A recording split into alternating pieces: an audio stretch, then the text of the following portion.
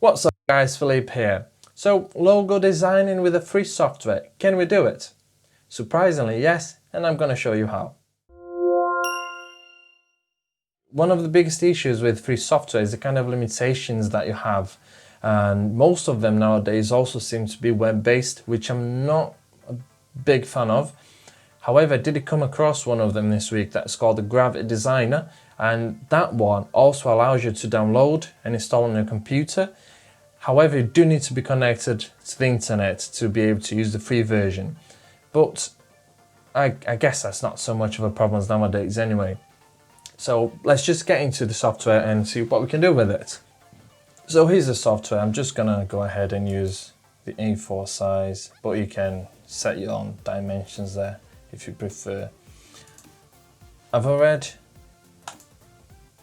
I have already designed something by hand. I kind of know what I want. It's actually sketch, it's not perfect.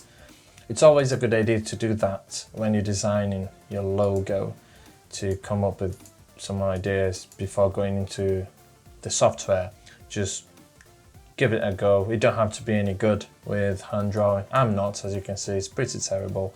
But it gives you a rough idea of what you are going to do, at least an overall idea of what the logo will look like. To design this logo, you don't need that many tools. So they haven't got many tools here, but the tools they have do work quite well. I was actually quite surprised. The free version has this path tool, which as a graphic designer, I use that a lot, okay? And it's always nice to have a path tool. They might call a different name in certain softwares. It's always nice to have one that responds quite well. So you'll see, I'll just do that now.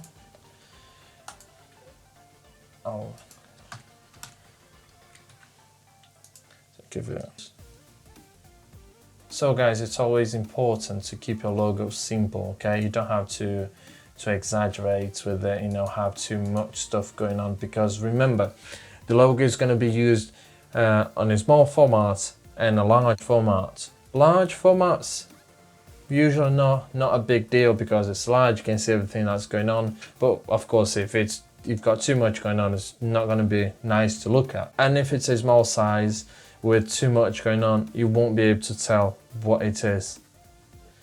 So I'm going to use that there, do it here. One thing that I'm going to do, it's always nice to do right at the beginning, save. Save to file. I'll say I already created a folder. I'll just call it Cozy Cafe Logo 1.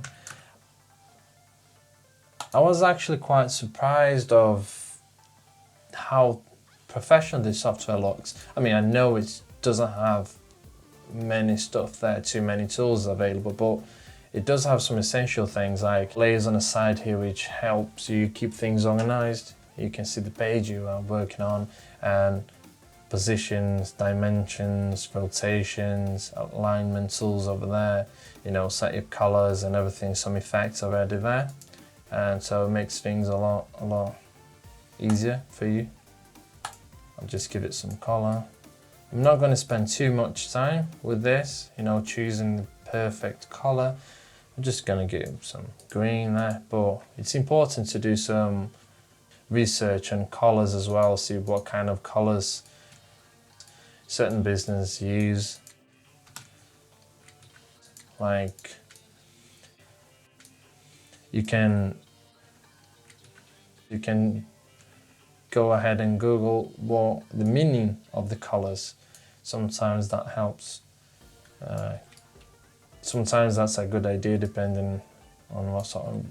Sometimes that's a good idea to help you choose the logo. See what colors represent.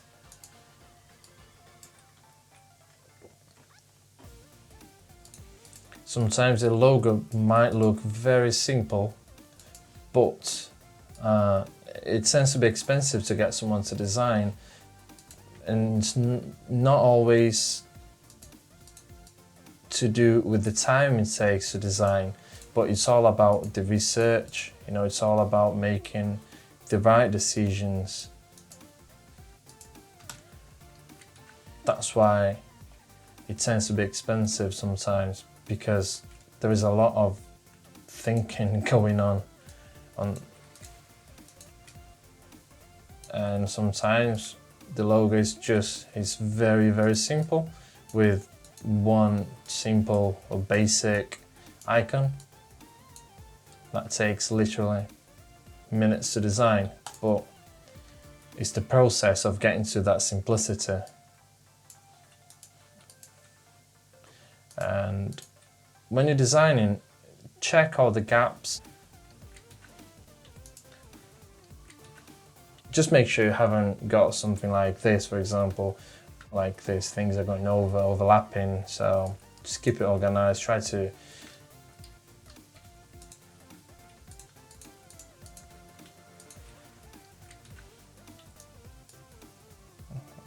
so this, you might be thinking why I'm designing this for a cafe logo, but you see, this is something that is related to coffee, but it's not something that most people would normally use when designing a coffee logo, a cafe logo.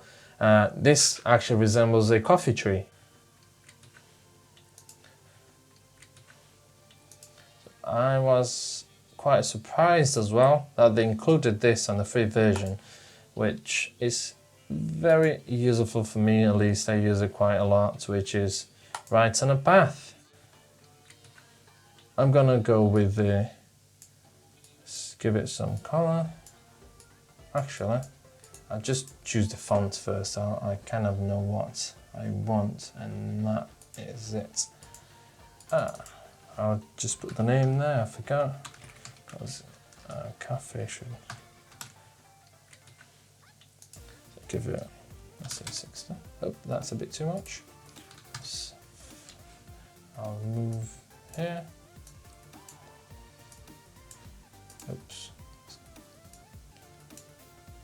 Always when you're designing your logo, convert your text once you've decided what it looks like, convert it to path, so you won't have the problem of sending this logo file to someone in the future and they happen not to have the fonts on their system. So you want to convert it. Get rid of that. Move it here.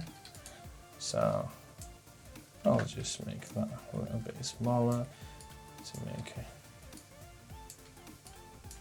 because I don't want that to be the main thing here. I don't want that to stand out, so reduce that. So yeah, I can get rid of that now. There you go, logo designed with a free software only. Did not have to use anything else.